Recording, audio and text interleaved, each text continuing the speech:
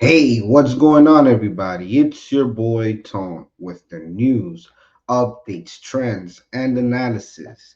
Today, we got a big story. Today is a busy day.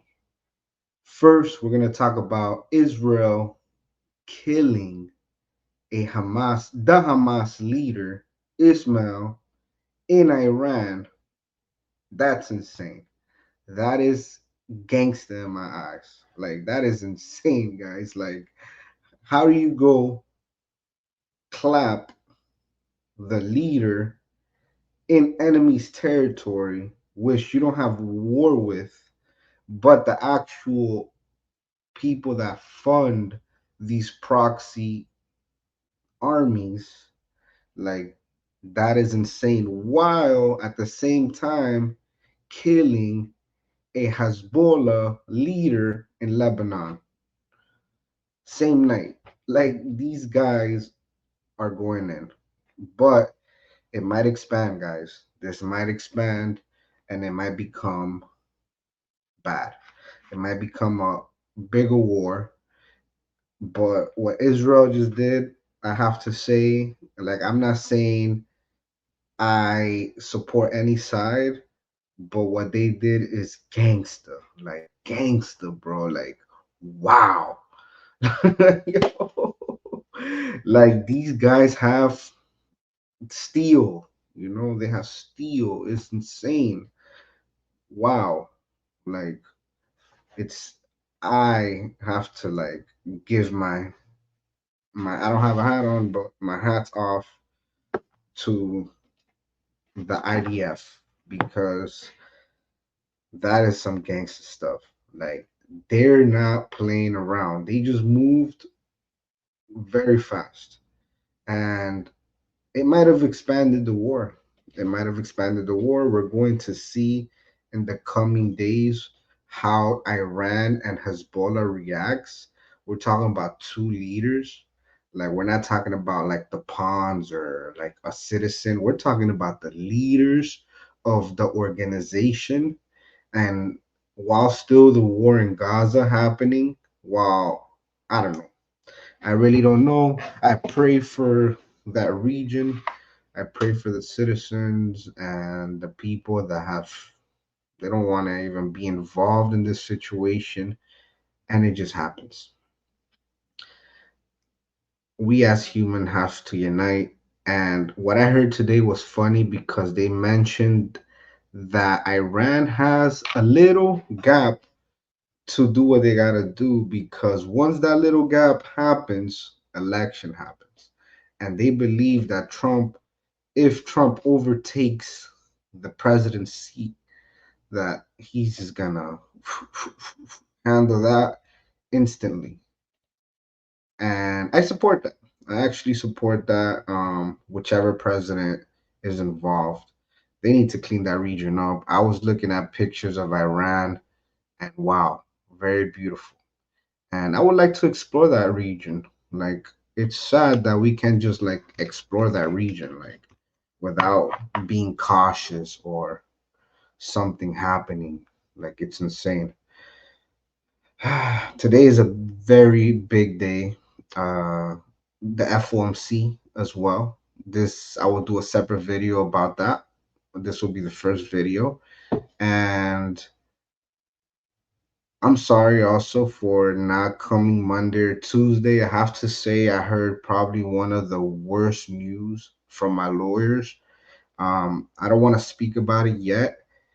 Regardless, I'm in a confidential situation where I can't really speak, and I do have people that are here watching me, but something very bad happened, and I have to handle it. Not bad where my career is over, but it's an opportunity that I felt just slipping away, and I can't let it slip away. I need to save it and hopefully able to secure, you know, an opportunity, uh, expand my net worth, my value to you guys, and everything. So it's something very important I need to handle. I'm sorry I didn't come Monday or Tuesday, but today I'm doing two videos. So, in the end of the day, I'm trying to make up to you guys as much as I can. And thank you guys for being here. Let's read an article about the Hamas leader, Ismail. And I'm gonna also look for Hezbollah. Maybe we find videos. I'm gonna figure out how I could do the video thing where you guys listen, and I don't know because I don't know what's going on there. If you guys know what I'm talking about, you guys know what I'm talking about. But let's figure it out. Ismail Hamas this is him right here. Hamas leader Ismail Haniyeh was assassinated in Tehran. Iran's paramilitary revolutionary guard said early Wednesday, and Hamas blamed Israel for the attack. Hamas leader Ismail was killed by a pre-dawn airstrike in the Iranian capital Wednesday.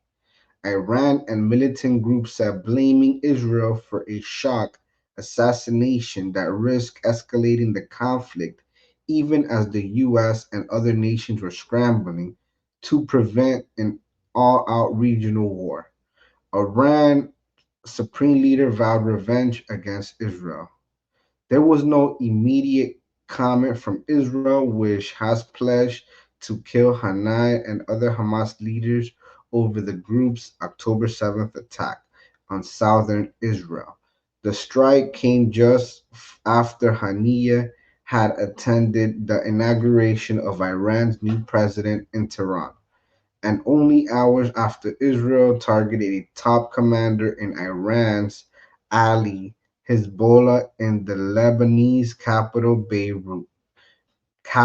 Lebanon capital. Like Israel went to both of their capitals and just clapped two leaders without destroying nobody. Why couldn't they do that in Gaza? That's now that makes me think. The assassination of Hamas' top political leader was potentially explosive amid the region's volatile, intertwined conflicts because of its target, its timing, and the decision to carry it out in Tehran. Most dangerous was the potential to push Iran and Israel into direct confrontation if Iran retaliates. We consider his revenge as our duty, Iranian Supreme Leader Ayatollah Ali Khamenei said in a statement on his official website. He said Israel had prepared a harsh punishment for itself by killing a dear guest in our home. Bitter regional rivals, Israel and Iran risked plunging into war earlier this year when Israel hit Iran's embassy in Damascus In April, Iran retaliated and Israel countered in an unprecedented exchange of strikes in each other's soil. But international efforts succeeded in containing that cycle before it spun out of control. Hania killing could also prompt Hamas to pull out of negotiations for a ceasefire and hostage release deal in 10-month-old war in Gaza, which U.S. mediators have said were making progress.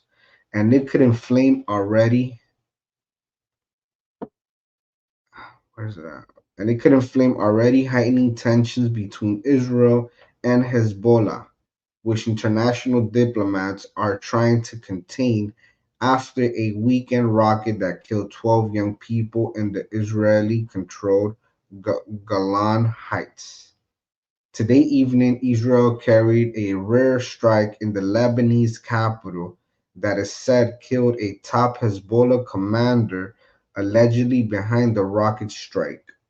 Hezbollah, which denied any role in the Golan strike, said Wednesday that is it was still searching for the body of Faoud Shakur in the rubble of building that was hit in Beirut suburb, killing two women and two children, according to Lebanese health ministry. There were no immediate reactions from the White House to the killing of Hani, A key question was whether Israel told its top ally, the U.S., ahead of time about the strike. Asked about Hani killing during a visit to Singapore, U.S. Secretary of State Anthony Blinken said, "This is something we're not aware or involved in." Speaking to Channel New Asia, Blinken said, "We will not speculate about the impact of ceasefire efforts, but I can tell you that the imperative of getting ceasefire, the importance that has for everyone remains." In Manila, U.S. Secretary of Defense Lloyd Austin said he still had hopes for a diplomatic solution on the Israeli Lebanon border. "I don't think the war is inevitable," he said. I think there's always room and opportunity for diplomacy, and I like to see parties pursue those opportunities." This is annoying, guys. But international diplomats trying to diffuse tensions were alarmed on Western diplomats.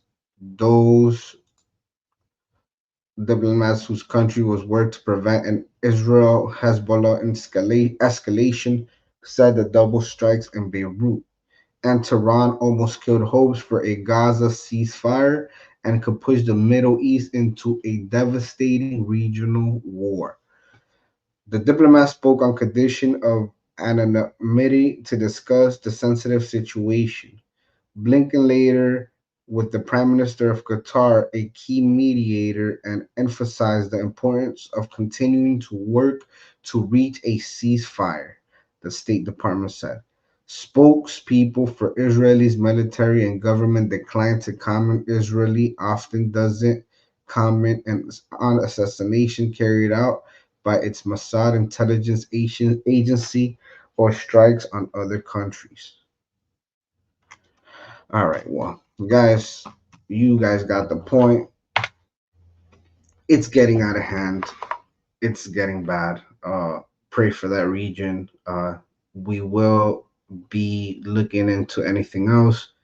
If anything else happens, I will uh, post. No matter if I post it 2 times, 3 times. This is very important, and I believe it could escalate. Let's see what happens. Pray for and send you good energies to that region. They deserve peace as well. Just because people are in war doesn't mean there's actual bad people everywhere. There's good people. I've met people from that region, and I have to say they're very good individuals. Yeah, we all have different cultures, but we gotta respect each other's cultures. Just like my culture is different as y'all.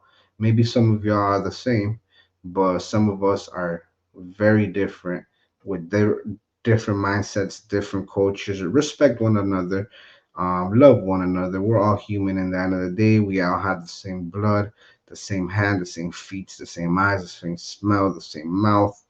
We are all the same. We are the humankind, human beings. I pray for that region. Again, every time I post something about this, I'm always going to say, pray for that region. If you guys like these videos, give it a thumbs up, share it to your friends and your family. Let them know about me. I'm trying to grow, I'm trying to expand, I'm trying to get opportunities for you guys to expand while I expand. Thank you guys so much. I'll see you guys in the next video.